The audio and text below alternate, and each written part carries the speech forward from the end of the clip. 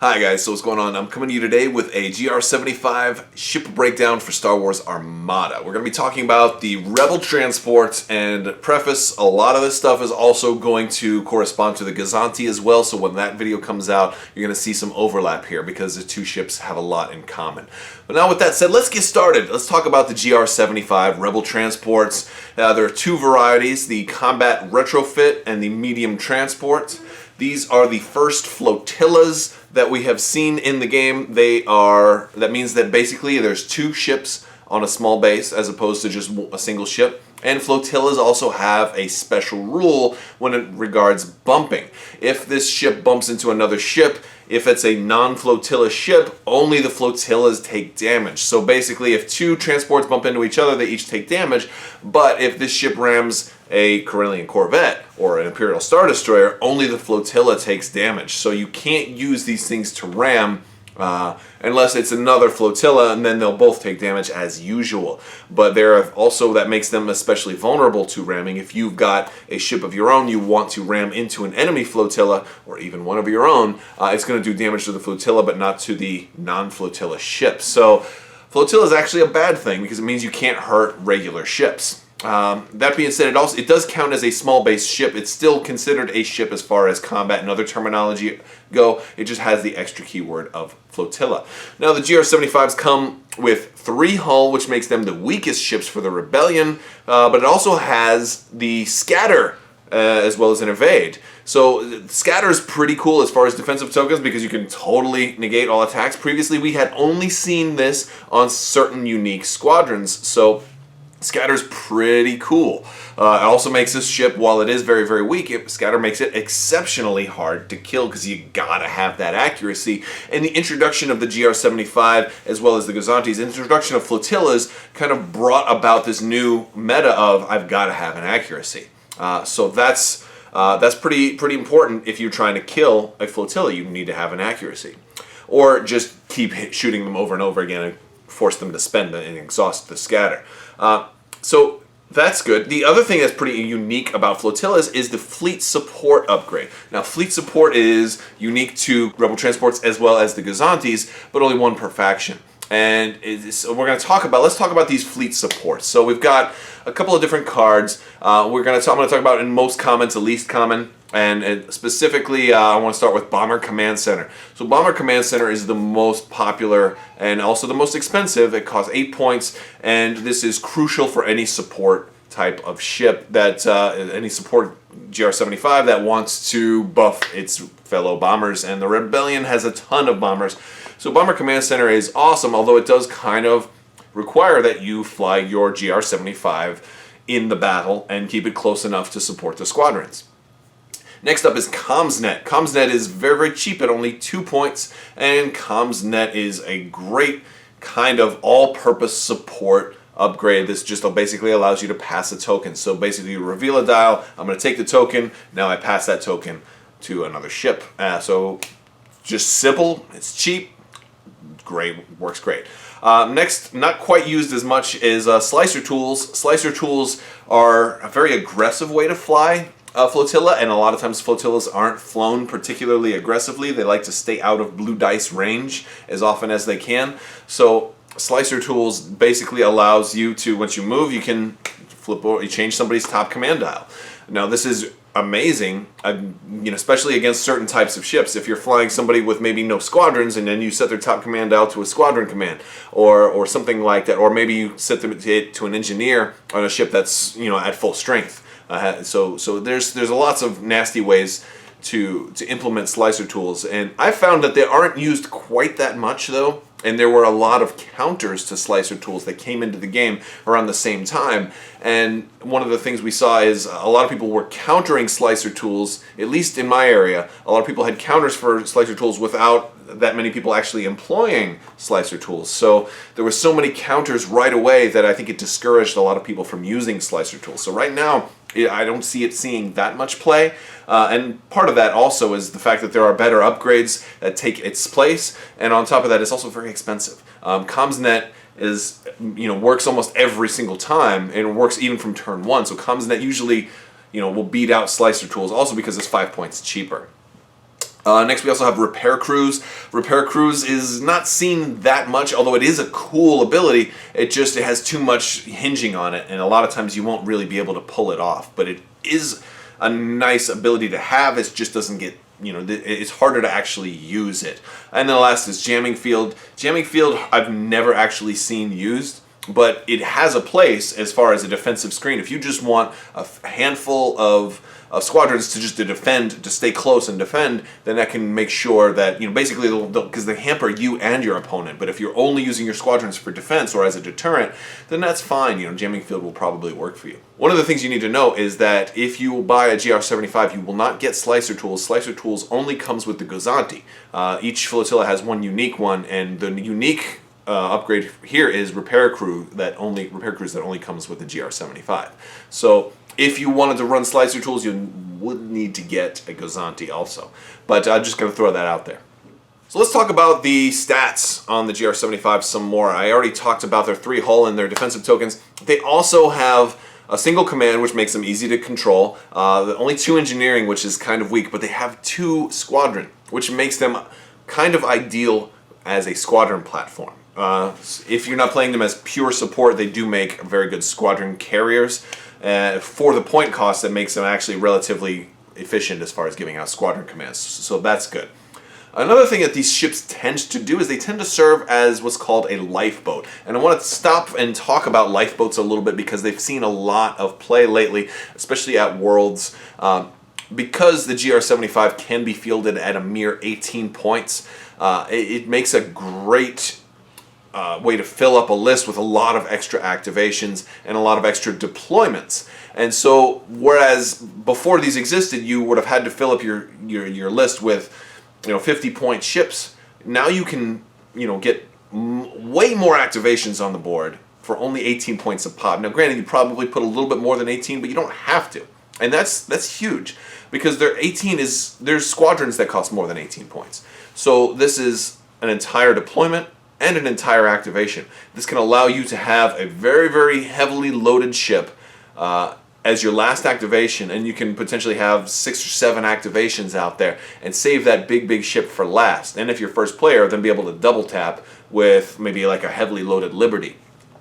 So, the fact that you can spam these things is a big deal. And it's also important to know that because of the scatter, it's a great place that people like to put commanders, and this is what's called a lifeboat. And this is one of the things that's really become part of the meta, and some people really don't like the idea of you having a lifeboat. And what a lifeboat really means is it's a place that you put your commander and that is not going to really get involved in the battle as far as it's staying out of danger. So a lifeboat generally will be flown or deployed and flown in such that it stays out of firing range of all enemy ships and tends to just skirt the battlefield. Now, one of the things that really has brought this into the forefront is the ability relay for squadrons. And it's almost, some people might say it's broken. I don't know if it's broken or not, and I don't want to debate that right now. But here's what it is. So relay allows you to just issue squadron commands based on where the relay squadron is. So what this allows a GR-75 lifeboat to do is fly completely away from the battle onto the other side of the board and still give out squadron commands as if it were in the battle. And that's, it's taking away, it kind of debalances the risk versus reward, because you don't have to put your ship at risk in order to still give out squadron commands and participate in the battle. And that's, I guess, the part that some people don't like. But it's harder for the rebels to do this because of the fact that they only have a relay value of 1 on the VCX, so you need to put 2 VCXs to do that. A lot of people will still do that, that's fine, or even more than that. But it does allow basically a lifeboat to still give out squadron commands as if they were right there. So that's kind of what a lifeboat is. It's taking the outskirts of the board with a commander on a relatively safe ship. Now your commander can never die, or potentially, and you also, your squadrons, you can't be tabled, so your squadrons will always get to do what they're doing. And so it's for people like earlier on, before these came out, I didn't fear squadrons as much, because one of the things that I would do is I would just ignore enemy squadrons. In fact, most of the time I used to fly without any squadrons at all, and I had a pretty good success rate because I would just go after the ships, destroy them as fast as possible, completely ignore the squadrons, and once I blew up the last ship, all the squadrons that were left, it didn't matter because I would win the game. But now with the inclusion of lifeboats, like I could be at, like, all my ships were one hit from death, but I took out your last ship and I win. But now with if you have a lifeboat off on the edge of the command, well, your Reimer ball can now still wreak havoc on the rest of my ships, and there's nothing I can really do about it if I didn't bring any squadrons. So it definitely changed the game, having such a cheap ship that was very survivable, and now with relay not even needing to be in the fight. So that's about all I want to say on that. Now I want to talk about the two different types of GR-75s that we're going to see. So we have the GR-75 Combat Retrofit. Now this is not seen quite as much. The Combat Retrofit is basically known as the GR-75 that can shoot, right? And the big differences you're going to see on this one is it's a little more expensive, but you've got blue dye in the front and in the rear. Now this also makes it the only flotilla that can shoot out of the rear, but it also has a blue dye for squadrons. And so you can still do some anti-squadron shots at range, but a blue dye isn't really considered to be that great for squadrons. The big thing is that the ship can actually shoot. Now, why is this a big deal? This is a kind of a big deal on certain types of lists.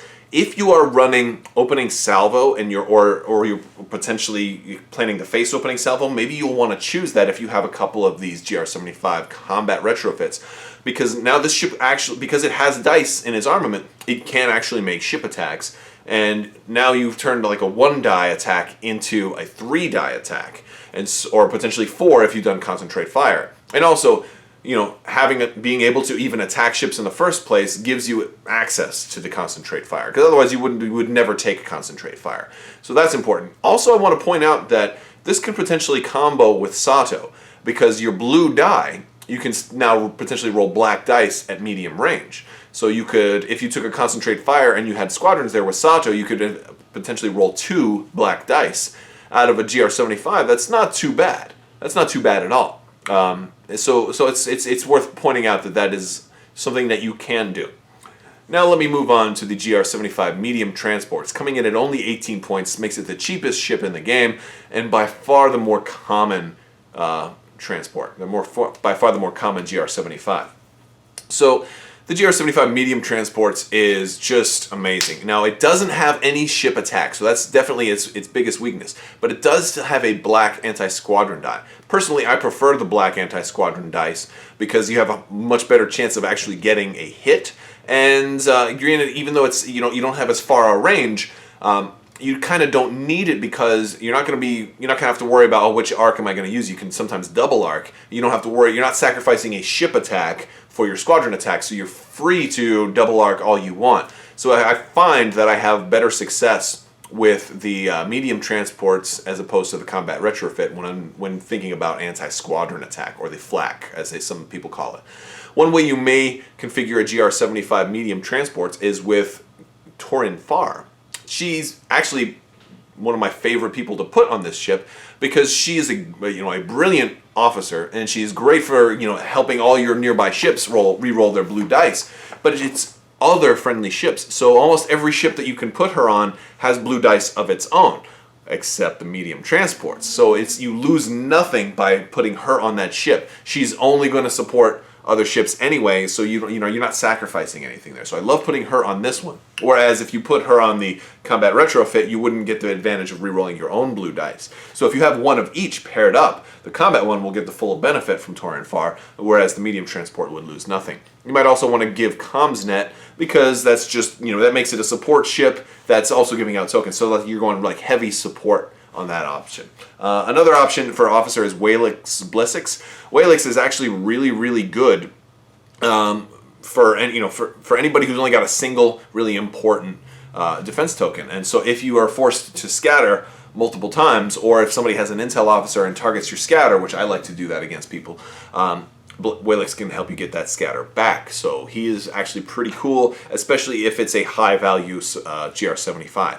Another way you might see a GR-75 equipped is with Adar Talon, who is one of my favorite officers.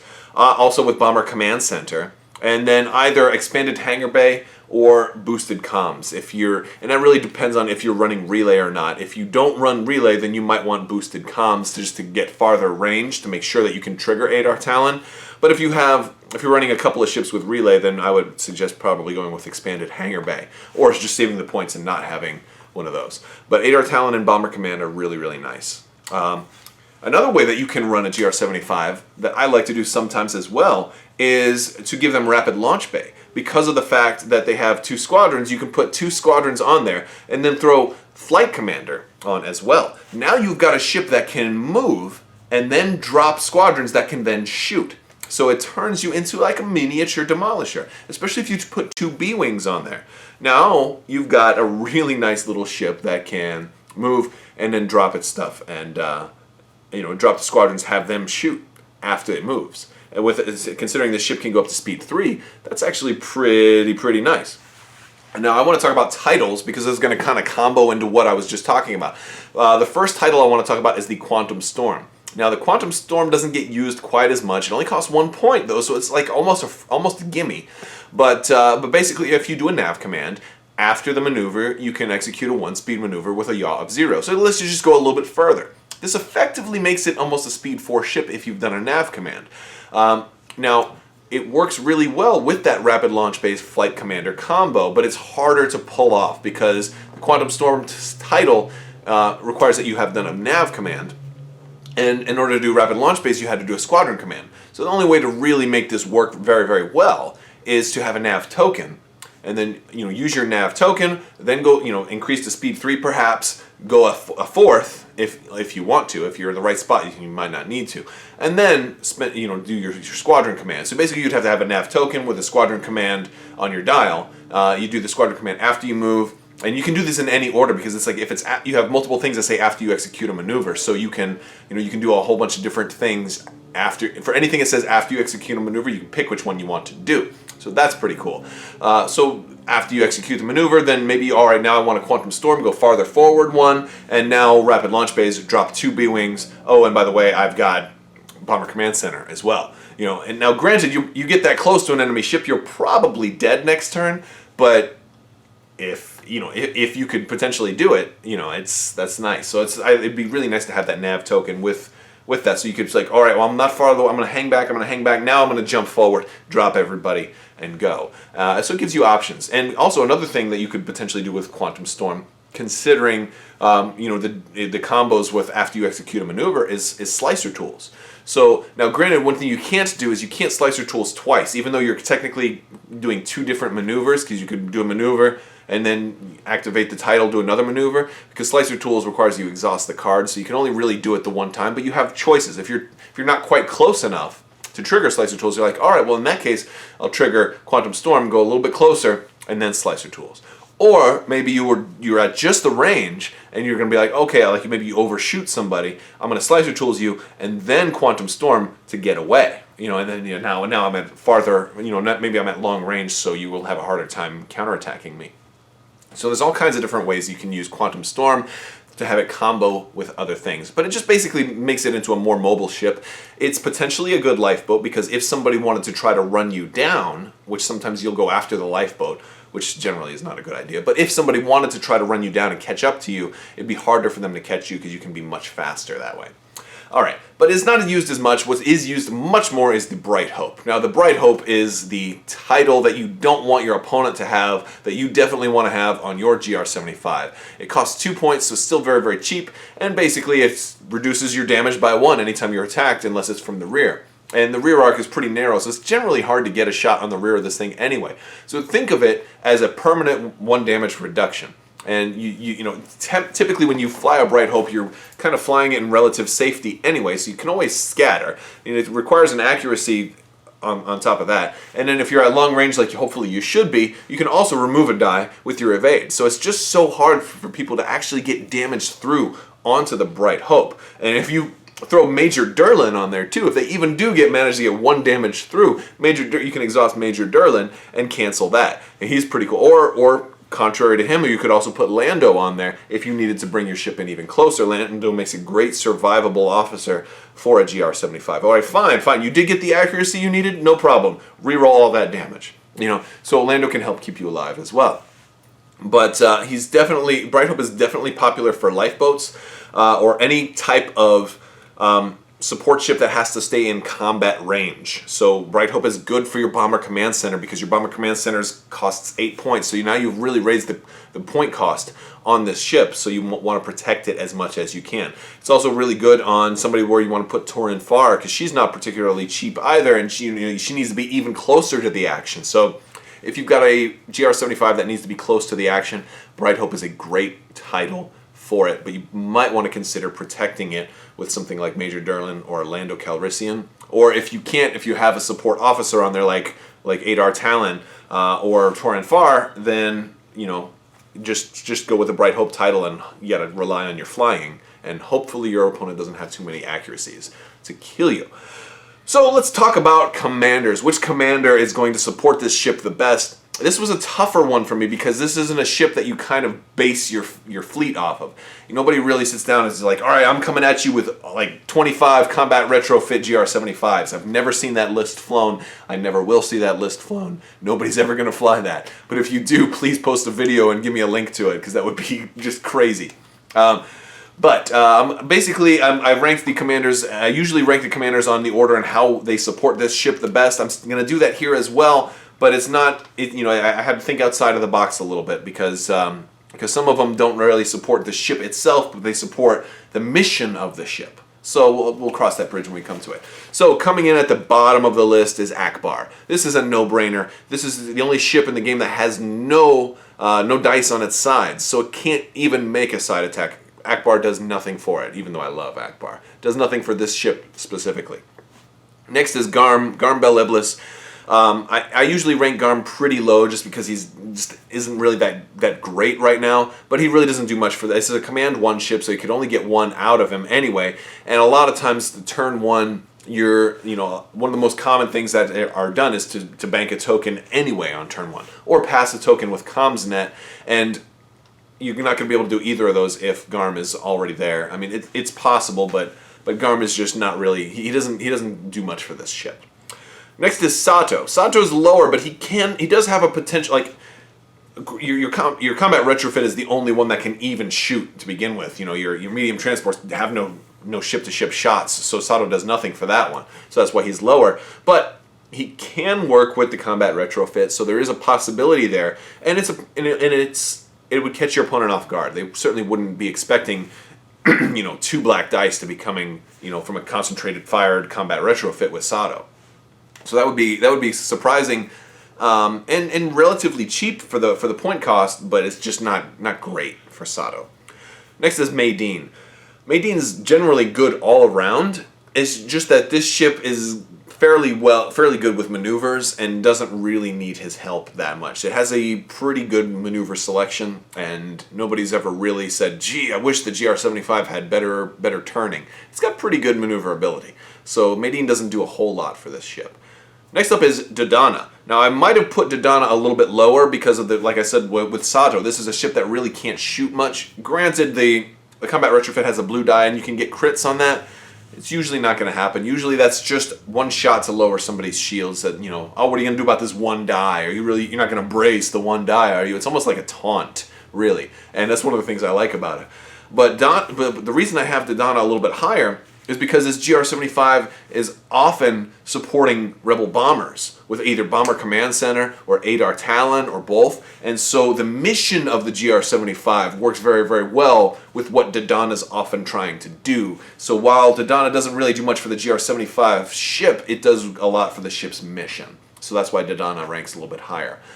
Now, Kraken. Aaron Kraken is next, and he ranks pretty high because this is a ship that certainly may want to just fly fast and stay alive. Like as a lifeboat, it's already like let's say you've already got Major Durlin and Bright Hope aboard a ship, and it's your lifeboat and you're flying it away. Well, imagine now on top of that, it's already obstructed. So I've got an ISD that has a shot on you. I've got 4 red dice. Well, I have to remove one of them.